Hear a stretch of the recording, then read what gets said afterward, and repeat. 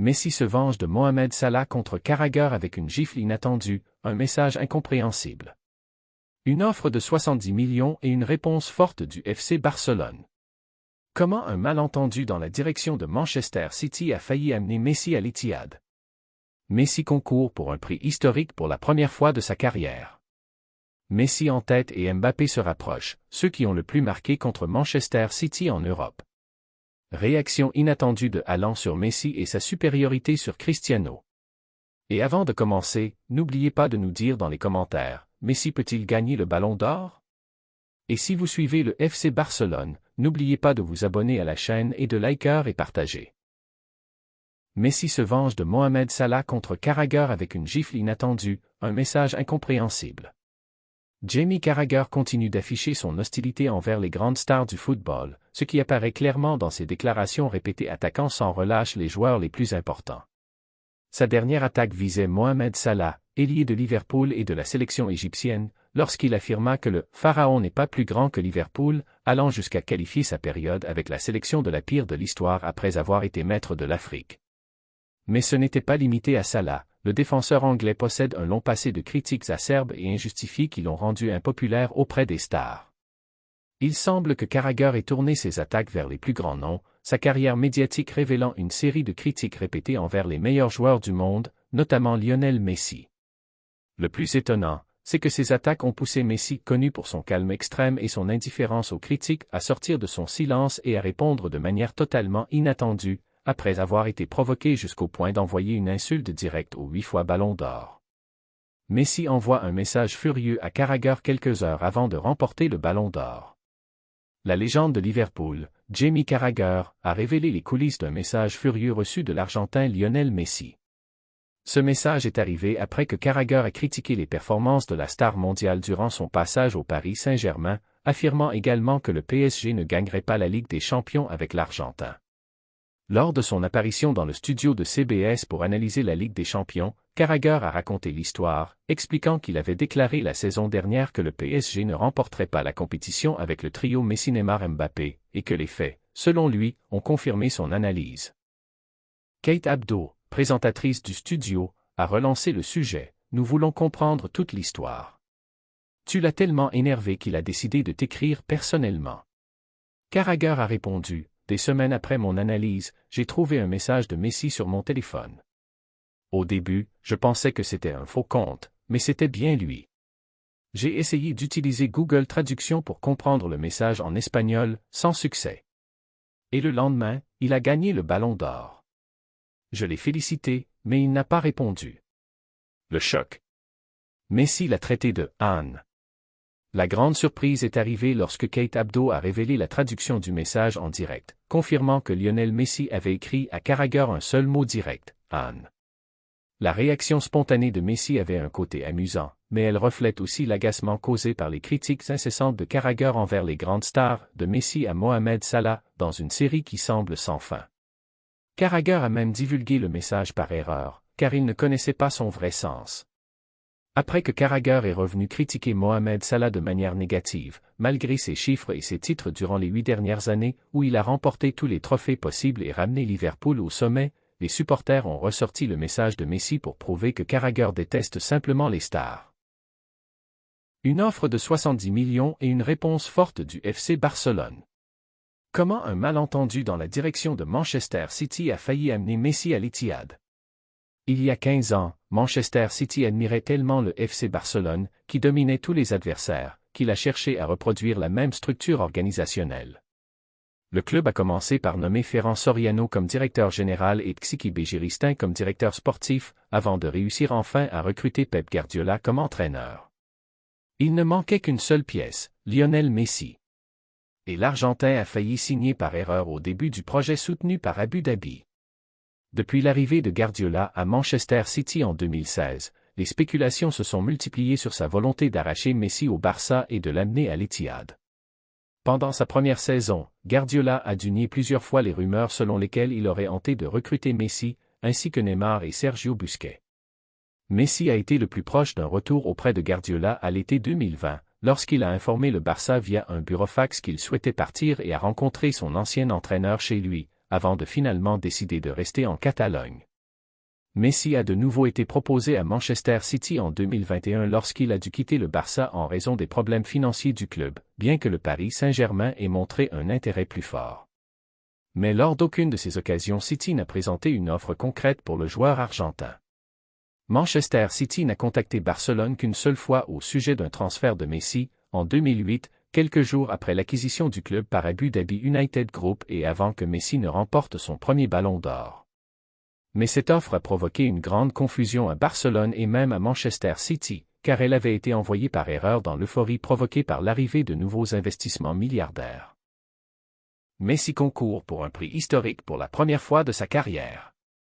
La star argentine Lionel Messi figure en tête de liste des nommés pour le prix Roi d'Amérique 2025, décerné au meilleur joueur actif dans les Amériques par le journal uruguayen El País.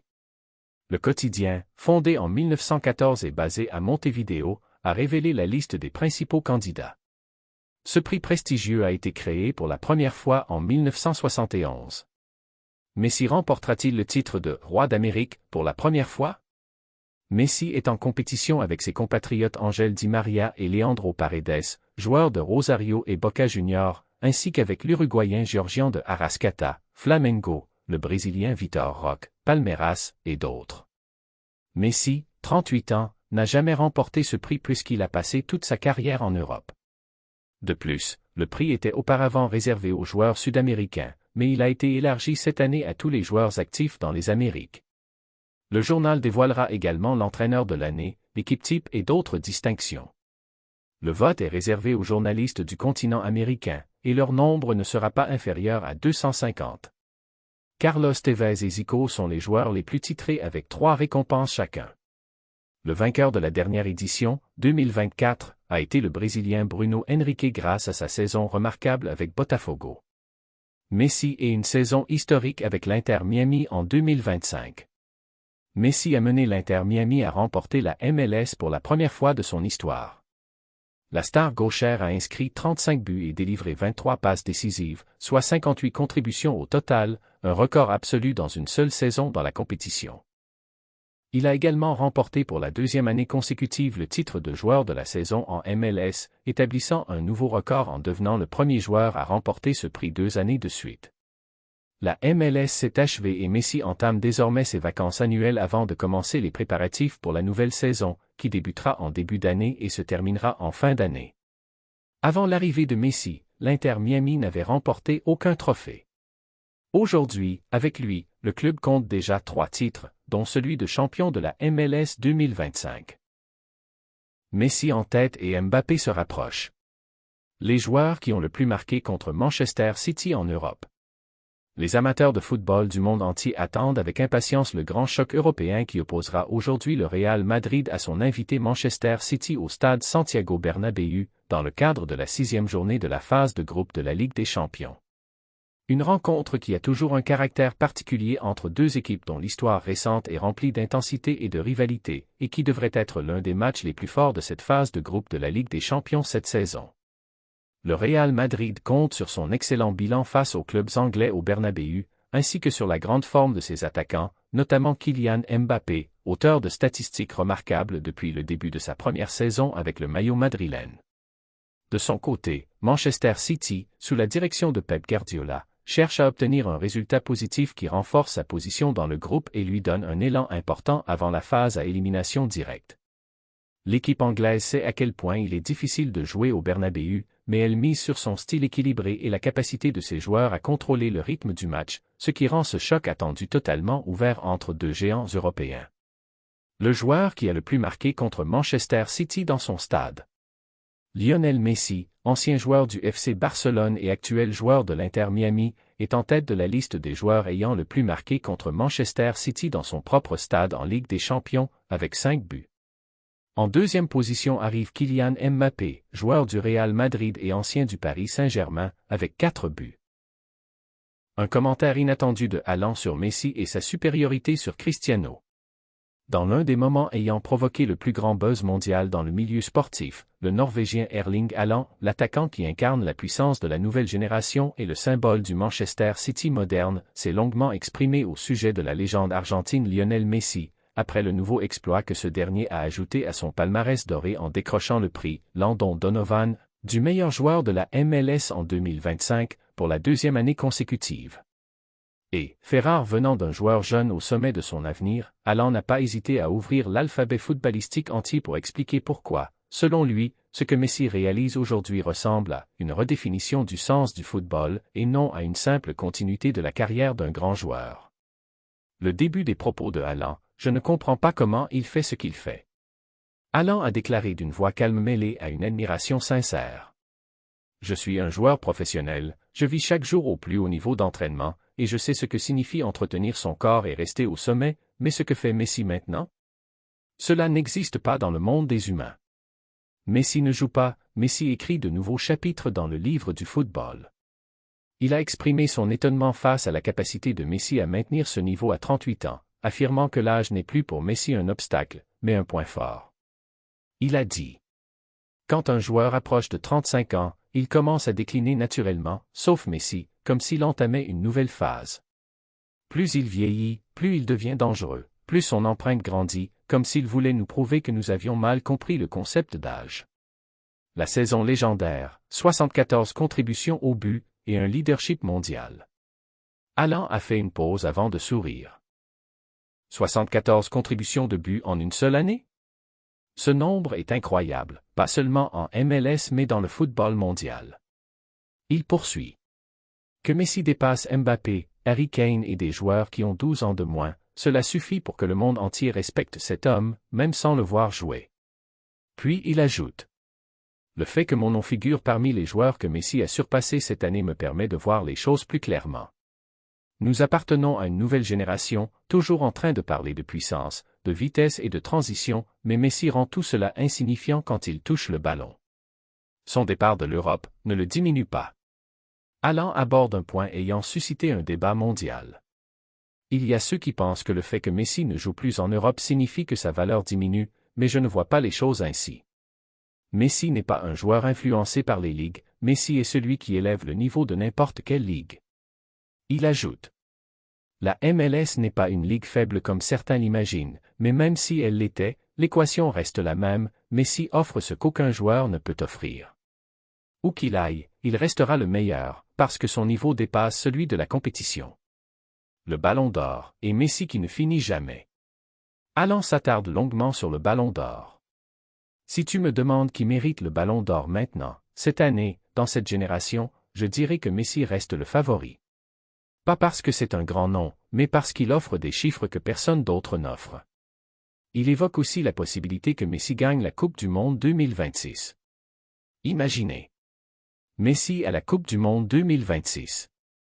S'il réalise une grande performance ou mène l'Argentine en demi-finale ou en finale, il se détachera complètement du reste.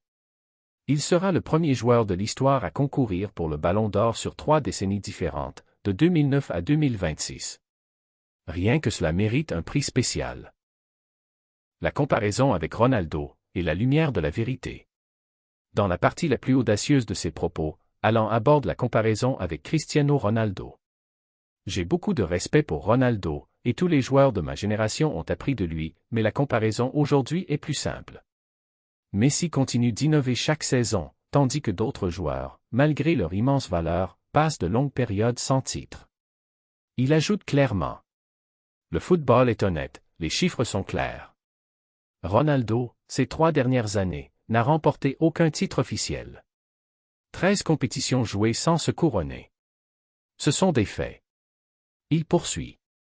À l'inverse, Messi part aux États-Unis, remporte 3 titres en moins de 2 saisons et redonne vie à l'Inter Miami, le menant au titre de champion pour la première fois. Cette différence est ce qui fait que le monde entier place Messi à un autre niveau. Messi, plus qu'un joueur. Allan poursuit pendant plusieurs minutes sans s'arrêter. Quand je regarde Messi, je n'essaie pas de l'imiter, parce que je sais que ce qu'il fait ne peut être copié. Mais j'essaie d'apprendre de lui. Sa manière de penser, son calme, sa gestion de la pression, tout cela te fait comprendre que le football n'est pas seulement puissance et vitesse, mais intelligence, caractère et esprit. Il ajoute: Messi joue un football qui nous fait, nous joueurs professionnels, rester silencieux. À chaque fois qu'il touche le ballon, tu sens que quelque chose va se produire, même s'il est entouré de 5 joueurs. Les exploits de Miami et l'impact incroyable de Messi. Allen évoque le titre de la MLS remporté par l'Inter Miami sous la conduite de Messi. Qu'un joueur comme Messi mène un club qui n'a jamais remporté le championnat, et le place au sommet en moins de 2 ans, aucun autre joueur ne l'a fait. Les grands joueurs ont besoin de temps pour construire un projet, mais Messi n'a besoin que d'1 ou 2 matchs pour transformer une équipe. Il poursuit. Que Messi porte son total de titres à 48, ce nombre est irréel. Certains joueurs rêvent de 2 ou 3, mais Messi remporte des titres comme si c'était une routine quotidienne. La conclusion de Allen, devenu un titre mondial. Allen clôt ses propos avec une phrase qui a embrasé la presse mondiale.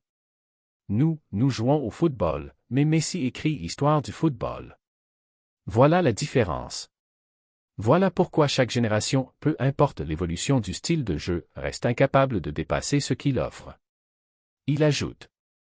Messi n'est pas seulement le meilleur joueur de sa génération, il est le joueur qui ne se répète pas, quoi que l'on fasse.